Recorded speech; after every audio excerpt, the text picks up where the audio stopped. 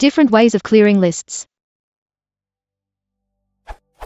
Is there any reason to do anything more complicated than one of these two lines when you want to clear a list in Python? The reason I ask is that I just saw this in some running code.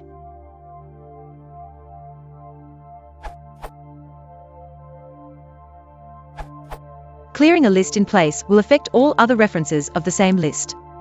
For example, this method doesn't affect other references, but this one does.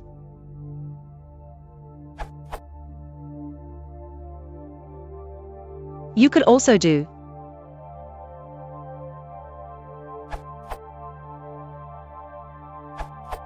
This may be useful for large lists, but for small lists it should be negligible.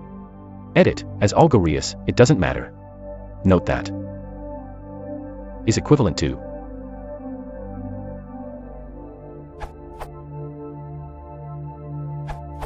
There is a very simple way to clear a Python list. Use del list _num column. For example,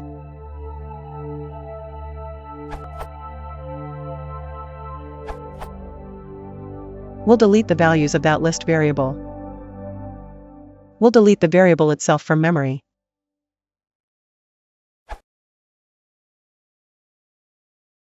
/10%